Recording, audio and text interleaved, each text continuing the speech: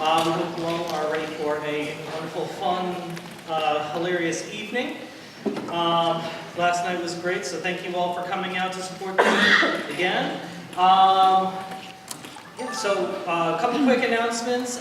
There are refreshments out in the hall. They are by donation only, and we are also selling actograms and 50/50 tickets. There will be 2 intermissions tonight, one after the first act, and then a second shorter one after Act 2. And we'll pull the winning 50/50 ticket after the second intermission. We hope to see everybody back here in the spring when we'll be putting on Footloose. Nice flashback to the 80s. Okay, and in case of emergency and there is a fire, I really hope that there's not. There is exits in the back, on the sides, and if you really need to, you can come out the back. And if you are on fire, stop that at all. Yes. Also, reminder, keep your phones on silent. It's very distracting to the actors and the rest of the audience. And if you are going to take pictures, make sure the flash is off. Yes. All right. With that said, thank you very much, and enjoy the show.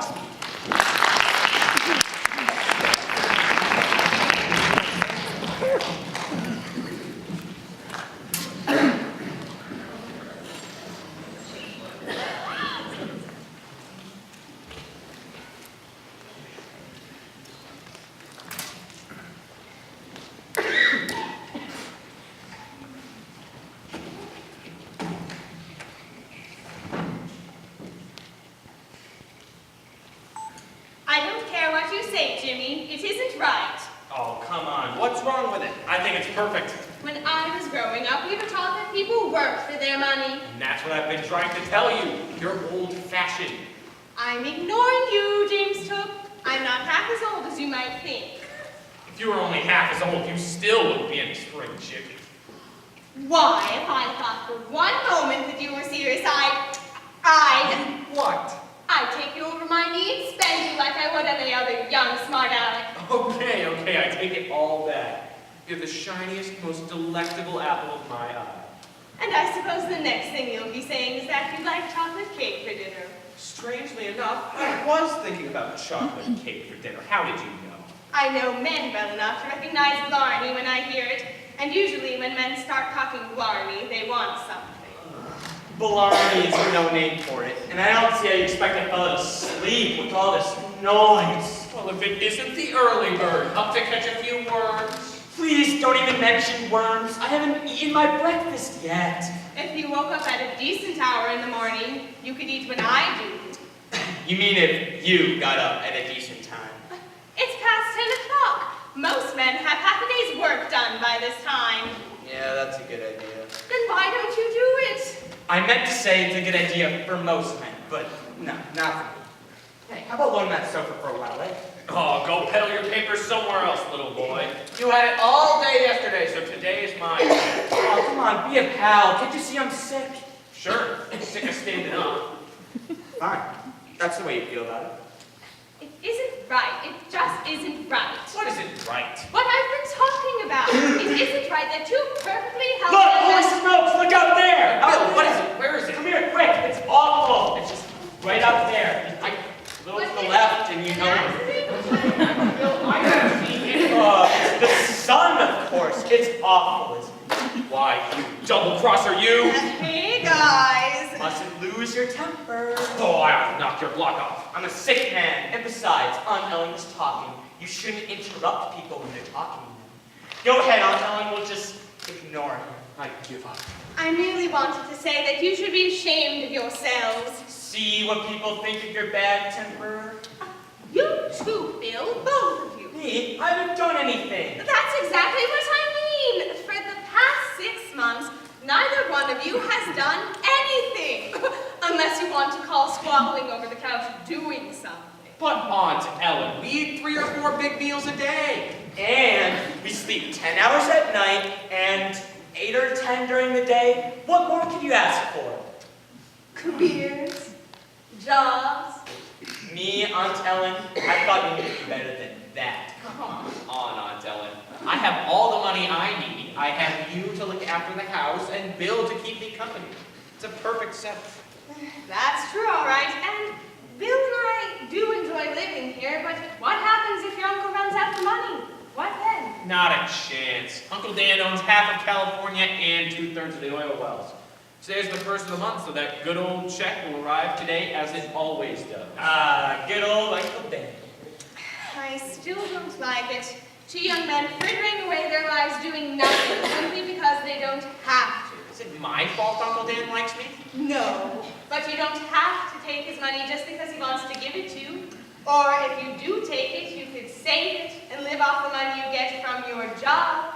But if Jimmy and I worked, that means somebody else would be out of a job, and we could not do that. Never mind. Just nothing good is going to come of this. You just wait and see. I've told you this before. Maybe so, but it sure is a great life while it lasts. I'm feeling like some breakfast. How about joining me, Jimmy? Oh, of course, Bill. I haven't eaten in almost an hour. Don't worry about us, Aunt Ellen. We'll get tired of loafing around one of these days, and then we'll get to work. Wait for me. Good morning, Miss Thompson. Are Jimmy and Bill here yet? Oh, hello, Angie. Sorry. I'm sorry. I just stopped by to see if the boys were up and around yet. They're up, but they're not around much. As usual, they're out in the kitchen getting something to eat. Well, I don't have much time, but I just stopped by to see if they've changed their minds about the jobs done at the agency. Fat chance. So long as Jimmy's uncle keeps sending him money, they'll never work. He's so likable and intelligent. They both are, for that matter. I just wish he had a little bit more ambition. Have you told Jimmy so? Not yet. I hate to until I know that this lazy prosperity is more than a temporary thing. If it's permanent, nothing good will come of it. Well, Mr. Burns told me to have them stop by this afternoon. If Jimmy won't go, then I'll have to tell him. Yes. And maybe Bill will follow suit. Exactly. Oh, excuse me.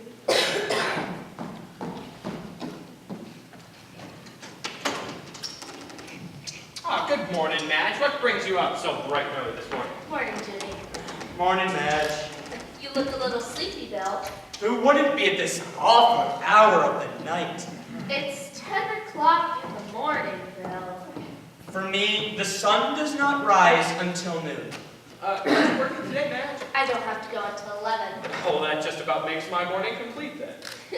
I just stopped by because Mr. Burns walked down at the agency. That guy, oh boy, is he a drip. Always wanting people to work. Ugh. He isn't a drip, he's a very nice man. Be careful, or Jimmy will get jealous. Quiet, Junior. She wasn't talking to you. What about Mr. Burns, man? He asked me to drop by and ask you about tell you that those jobs down at the agency are still open. See what I mean? Always trying to get someone to put their shoulders to the millstone. That isn't true. And I don't know what you call it. It was very generous of him. Generous of him to get us to make him more money. He didn't have to offer you those jobs. And we didn't have to take them either. Guys, come on. Take it easy. Well, do you or do you not want those jobs? Madge, a decision like that requires a lot of thought. Not for me, it doesn't. You've known about these jobs for over 2 weeks. Mr. Burns wants an answer. Madge. Here's an overnight letter for you, Jimmy. Not for me. Maybe it's more money for Uncle Dan. Heard what I said this morning about no good coming to you? Well, I have a feeling this is it. You shouldn't talk that way, Aunt Ellen. Well, can you see what it says without opening the letter? No, the paper's too thick. Good grief, just open it, man. If you're in such a hurry, why don't you open it? No, it's your letter, you open it. Well, someone has to open it, but not me. Well, then that leaves you, Madge. Go right ahead. Read on, McDuff. But what if it's personal? Oh, I keep no secrets from you, Madge. If it's more money, we're getting that second couch I want. I told you no. You still owe loan. And the third couch I want. Are you kidding me? All right, well, it's a letter. My dear nephew Jimmy. Wait, what? That's what it says. My dear nephew Jimmy. This month I have decided to deliver your check in person. It will arrive today shortly after noon, and I'm looking forward to meeting your new... Oh, give me that letter. Secrets, huh? No. It's my letter. You can't have it. Get over. Oh boy, for goodness sake! Bill! You stupid. To the victor belongs the spoil. Come on now, Bill, don't read it. Nonsense, my boy. You have no secrets you can't share, right? My dear nephew Jimmy, this month I've just decided to deliver your check in person. Aha, good old check. That's what we've been waiting for, right? I will arrive today shortly after noon, and I am looking forward to meeting your new Oh. Jimmy, do you know what this says? Uh-huh. You just go ahead and read it. Are you sure? You're all gonna find out this afternoon anyway. Well, it says, I look forward to meeting your new bride. Brian, what does he mean? Let me finish. Peggy will be with me, and we send our best wishes to you and my new niece. Then it's signed Uncle Dan at the bottom. Great. I think I deserve some sort of explanation. There isn't anything to explain. I knew it. It's a sorry state when a person has to get married simply because he can't find anything else to do. No, I didn't. What do you mean you didn't? I mean, I didn't get married. Then somebody's crazy. Come on, I'm telling you, it's just a big misunderstanding. Boy, it must be, or your uncle is coming to see a wife that doesn't even exist. I'm telling you, it's all because Uncle Dan misunderstood a letter I wrote him. James Took, did you lie to your uncle? Oh, no. Well, not exactly. Hey! I think I have to be leaving. No, Madge, please, you have to let me explain. I don't think I want to hear it. Oh, come on, Matt, stick around. This ought to be good. Please, you've got to give me a chance. Very well, I'll stay. All right, come on, James, spill it. Well, as you know, Uncle Dan's been sending me spending money every month. Oh, and how we know it. Quiet, William.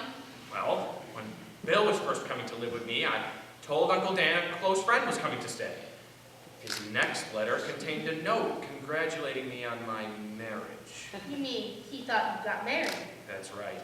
Uncle Dan's really old-fashioned, so to him a close friend is the same thing as a sweetheart. Hey, take it easy how you talk about me. Why didn't you just send back the money and tell him the truth? That's the problem.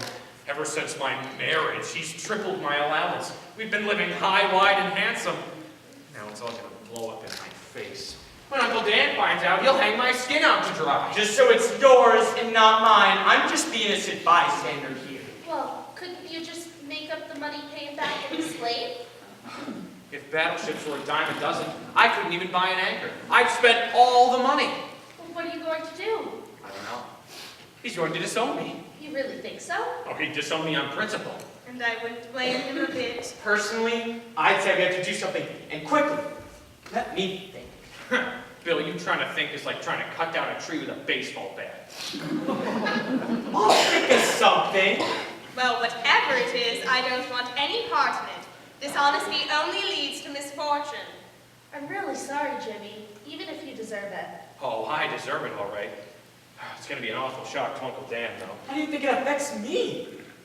Mr. Burns down at the agency still needs 2 young men in his office. Now we have to go to work just because you're not married. That's it. What's it? That's our plan. What plan? To save Jimmy's skin. No more tricks, Bill. Don't worry, Aunt Ellen. Come on now, out with it. What is it? Okay. It's all very simple. Your Uncle Dan thinks you're married. Okay. So all we have to do is send it down to the ministry and get you married. It's so simple, eh? Yeah, like a jigsaw puzzle. What do you mean? I mean, that plan's full of holes. You think so? How about you come up with a better plan? No thanks. I made this bed and I'm going to have to lie in it.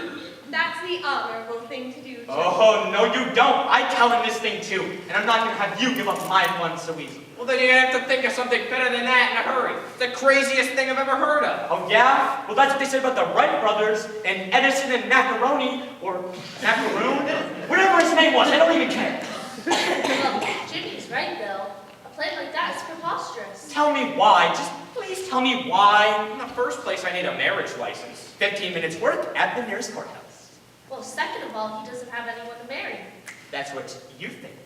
What do you mean? I mean you. You mean me? Oh, no, you don't. Hey, wait a minute. What's so bad about me? Sure, Madge. Just look over him for a minute. He's young. Yeah? He's probably intelligent. Yeah? And he's only a little bit repulsive. What more can you ask Now, for? that's enough, guys. But why, you think this was a meat market? Masha said she doesn't want any part in your plan, and that's all there is to it. You know what? I still don't see what's so wrong about me. I think I would make a mighty good husband. That's right, Madge. And it might as well be you. All that money, too. It's a great deal. That's all I said, not one more word. I was just gonna say, if Madge, if you would just pretend to marry Jimmy, please. Maybe sometime when I'm not so busy, but not today, thanks. You know, I could resent that. Why, Jimmy, whatever gave you that idea? It's a fine thing when an old friend won't help out a couple of old pals. That isn't the idea, Bill, and you know it. Oh, sure. That's right. We'll just have to take it as it comes. Shouldn't even asked you in the first place. Don't waste your breath on them, Madge. I've been telling them for 6 months that their sins would catch up with them, and today's the day. Sure, that's it. We're gonna get it all. The works. Of course. It's a few measly bucks a month anyway. It's chicken feed, that's all. If we work hard enough, we can make that much in a year.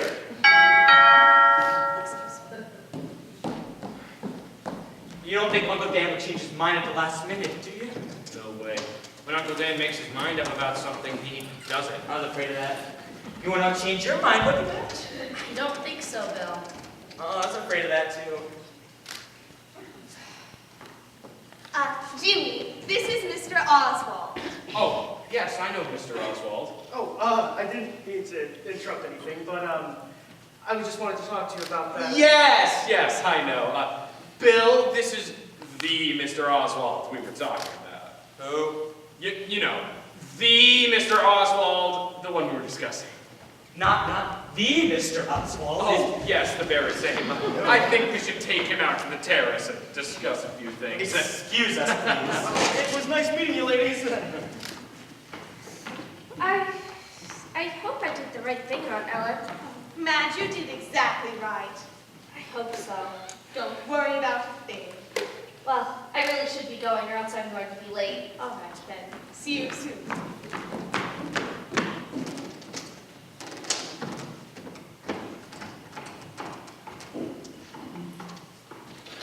Jimmy, you can bring Mr. Oswald in now. Madge is gone.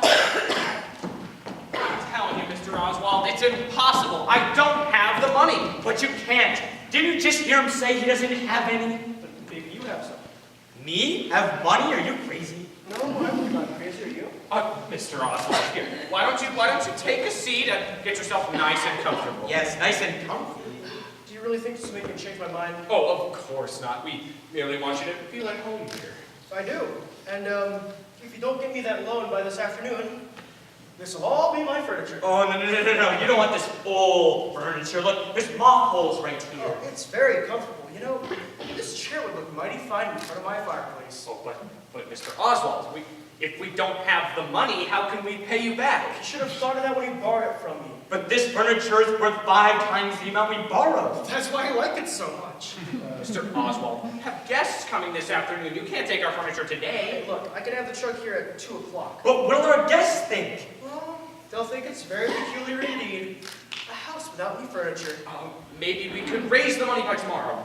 My wife will love this furniture. Bill, come here. Excuse us.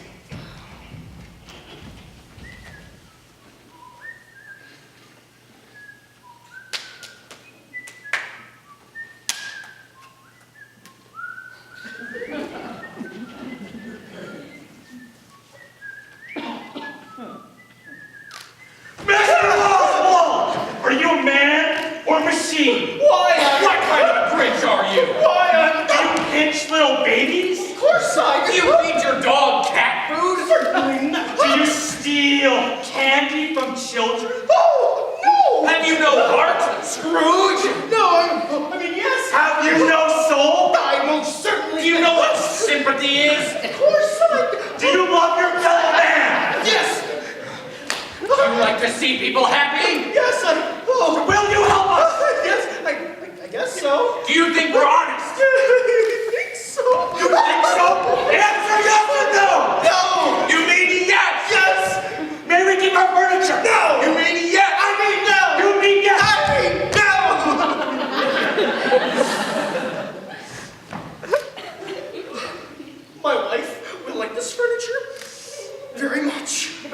Oswald, you just said you would help us. And then you think we're honest. I'll know better when you pay your loan. Mr. Oswald, could you just sit there for one more moment, please? Excuse us.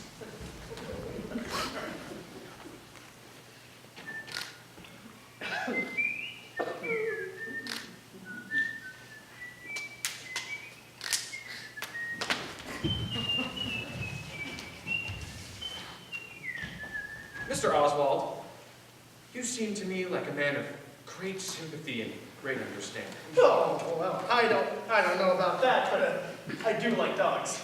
Mr. Oswald, I'd like to tell you a story. Oh, how nice. I like stories. Imagine, if you can, two young, tired men, not much older than boys, who live in a world that is cruel, cold, but worst of all, cheerless. Oh, my. Sad, isn't it? Yes. Imagine these boys struggling against every imaginable hardship, trial, and tribulation to make for themselves and their poor old housekeeper a home. Not a great mansion, but just a place where they could live and be happy. You mean something like this one? Only a little smaller, perhaps. And then, one day, a mean old man comes to tear these boys from their home and throw them into the streets. Or takes away their furniture, maybe.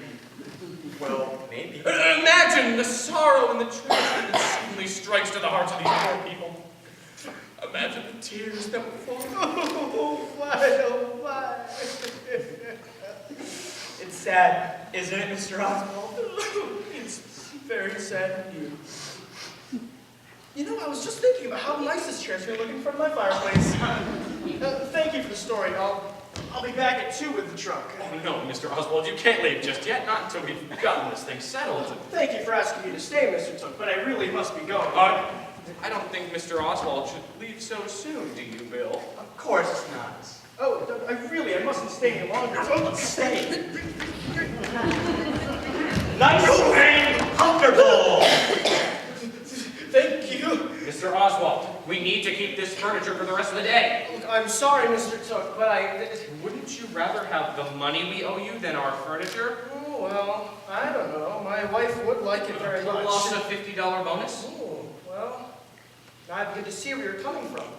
But if you can't pay me the loan, how can you pay me the bonus? Tomorrow, we'll have lots of money. Maybe.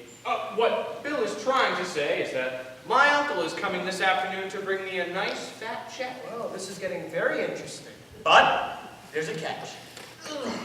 Look, that's what I was afraid of.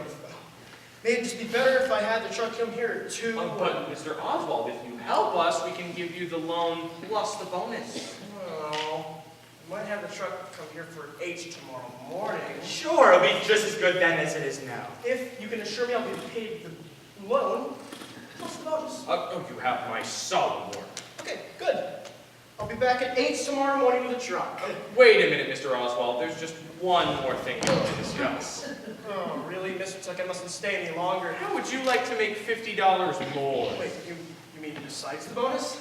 Oh, yes, indeed. Well, in that case, I wouldn't like it. I'd love it. Wait a minute, James. You're gonna break us up in business with this guy giving away all our money? Quiet, Junior.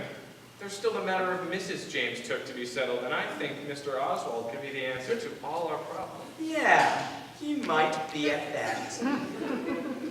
Mr. Tuck, if it's a family business you're asking me to interfere in, I'm afraid I'm not interested. Oh, it's really very simple, Mr. Oswald. Not if your wife's like mine. Don't worry, Mr. Oswald. Jimmy doesn't have a wife. Yet. And that's where you come in. I don't understand. You're gonna be Jimmy's wife. Exactly. What? No, this is where I come in. This is where I go out. Bill, be careful, you're choking him. Sorry, Mr. Oswald. Guess I don't know my own strength sometimes. What is the meaning of this? I'm sorry we had to be a little rough, Mr. Oswald, but you have to hear our story. I'm not interested. But it means money in your pocket. How much money? That $100 we were talking about. Oh, then I am interested. But no more of this strong-arm business. Not a bit of it if you just sit quiet. Okay, well, go on with the story. You could see, Mr. Oswald, My uncle's a very wealthy man. He's coming this afternoon to give me a nice big check as a wedding present. The only problem is I'm not married. And that's where you come in, as Jimmy's bride. What? No! Sit down! Mr. Oswald, you merely have to pretend to be my wife. Do I look like a bride? Well, if we take these glasses Come on, off. no, give those back. I'm as blind as a bat without my glasses. I can't see an inch from my face. Well, maybe if we add a dress on him, a little rouge. But no! Listen to me. I like my job very much. But if I ever have to put on lipstick and rouge and eyeliner and eyeshadow and all that mumbo jumbo and just a lot of relatives who aren't actually my relatives, I refuse! I said sit down! Be reasonable, Mr. Oswald. After all, $100 is $100. Not if you offer me $500. About 125? 400. 130. 350. 140. 300. 150. 250. 160. 225, not a cent less. 175 and not a cent more. 200. Sold! Congratulations, Mr. Oswald. Wait, what did I buy? A job as Jimmy's wife, and he'll make a fine husband, too. What? No, I won't do it. But Mr. Oswald, you just said you would, for $200. Look, I didn't know what I was doing. Every time someone starts a bid, I have to join in too. You know, there's help out there for people like you. Look, I'm sorry, Mr. Took, but I just can't do it. My wife wouldn't understand if I was married to somebody else. Mr. Oswald, this is nowhere close to really I marrying. have to leave now. So, if you'll excuse me. Fine stuff. If you change your mind, Mr. Oswald, call us. But it'll have to be before 1 o'clock. Mr. Took, I don't think I'll change my mind. Goodbye. Goodbye, Mr. Oswald. Well, how do you like that? You left a button. Well, you know what? Maybe we can bribe that $200 out. Black. Aw, geez, what now? Bill, don't answer the phone, will you? Why are you going answer it? Oh, come on, Bill. Don't answer the phone. It won't bite you. It won't bite you either. I think you're afraid to answer the phone. You know what? After what's happened today, why shouldn't I be? Why shouldn't I be either? It's your phone, so you go answer. Bill, I'm sick of your shenanigans. I know what the fuck. Your voice, Dad. Here you are, right in the room, and I have to walk in all the way from the kitchen just to answer the telephone. Hello. Long distance? Mr. Took? Just a moment, please. Just as I thought, it's for you, James. Long distance. Wait, maybe Uncle Dan can't come. Thanks, Aunt Ellen. Hello? Oh, hello, Uncle Dan. Yes, this is Jimmy. You did? You what? Oh, no! Oh, no, I mean, we'll be tickled to death, I'm sure. Oh, well, of course, we're so excited to have you meet her.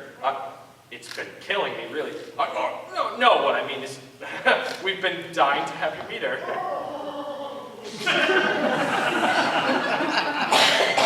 Of course, well, thanks for calling, Uncle Dan. Bye-bye. He isn't coming, eh? He isn't coming at 1 o'clock. That's too bad. Just horrible. He isn't coming at 1. He'll be here in less than an hour. What? They missed their connection, so they flew into Newton City. They're on their way here right now. What are we gonna do? I'm going to finish straightening up the kitchen so I can get lunch. Bill, there's only one thing left for us to do. What's that? You and I have to get married. No, Jimmy, please, don't. I'll have no part in your scheming, you swindlers. Your Uncle Dan is too nice a man to fool. Don't worry, Aunt Ellen. We'll take all the consequences. No, you mean all have to take the consequences. Bill, you've liked living here, didn't you? Yeah, And you want to stay, don't you? well, of course. Then you are the new Mrs. Took. A little rouge, some lipstick, one of Aunt Ellen's dresses, and that old wig we have upstairs will make a lot of difference. Contrary to nature, that's what it is. Contrary to nature. What do you think I feel about it? It's the craziest thing I ever heard of. It may be crazy, but it's our only chance. Pardon me, but have you folks seen a crazy woman around here? Crazy woman, holy smokes. I'm from over at Green Gables. One of our patients Scout Boost this morning, and I'm trying to find her. Oh, I'm sorry, we haven't seen her around here. Well, if you do, let me know. We don't think she's violent, but you never know about these things. You don't know whether she's violent or not? It's kind of hard to say. Sometimes they are, and then BANG! We're all over the place, killing people! Smokes. If anyone gets hurt or you see her, let me know. Better yet, take this whistle, blow a few blasts, and I'll come running. I think I'd better take it. After all, I'm responsible. Sorry to have bothered you. I'll be in the neighborhood when you need. Thanks. Aunt Ellen, I better take the whistle. I can blow this whistle louder than you. Nonsense. Nonsense, William. If I see a crazy person, I want to do my own whistling. If it isn't bad enough I need a wife and can't get one, then I'm going to lose my uncle and my furniture. Now there's a crazy woman mixed up in it all. Say, Jimmy, maybe we can get that woman to marry you. She's probably crazy enough for that, right? I'll make you eat those words. You get out of here. Oh my! Maybe she's out in the kitchen after that cake I made! Here,